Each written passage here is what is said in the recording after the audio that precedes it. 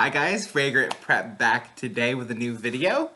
Today I'll be reviewing Calvin Klein's Eternity Eau de Parfum, which was released in 2019. So, off the opening I get a crisp apple and a spicy aromatic blast, which I'm assuming is coming from the sage. It's quite nice, but nothing too different. I've said it before with other fragrances. I love nice, not necessarily brisk, but attention-grabbing openings. This is not that at all.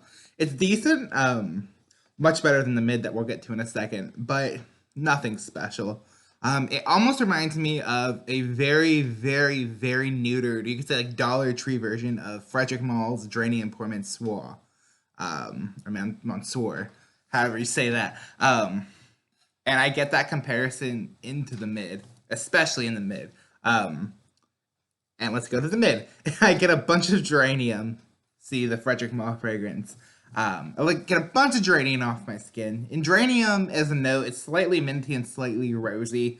A little aromatic, a little floral. It's generally pretty nice. For example, in GPM, it comes off very gentlemanly. Much for me. It's way too much. It's a beautiful fragrance, but we're not reviewing that today.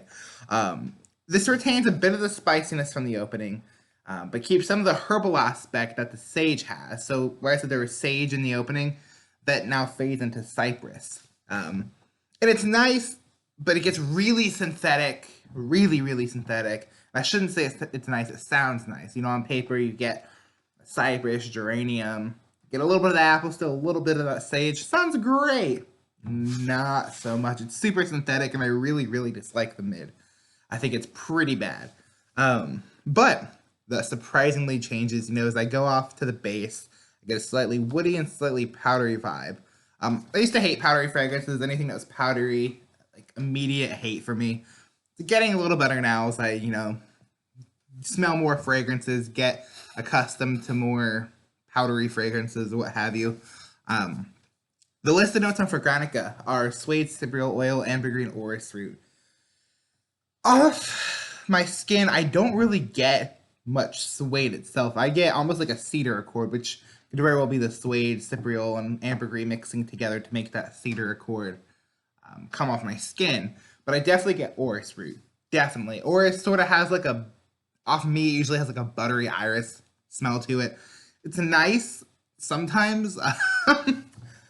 A lot of times in niche fragrances, I really don't like orris. It's a little too potent for me. But in designer perfumery, it's usually fine. But the dry down's great. I actually have it on right now. And it's super nice. Especially for what Calvin Klein typically delivers. It's probably my favorite CK fragrance. Yeah, the dry down's great. Overall opinions on this, generally I definitely like the fragrance, but mid brings it down for me. The opening's not amazing. It's nice though. The problem with the mid is I get 1 to 1.5 hours from the mid. And if a fragrance lasts, 7 hours, even if it's just 90 minutes, it's a pretty good chunk. It's almost a quarter of the fragrance, a quarter of the time you're wearing the fragrance, you're not going to like it. And there's better stuff out there. I think it's quite nice, and it works as an all season, all occasion fragrance. Sort of like a dumb reach is what a lot of YouTubers will say.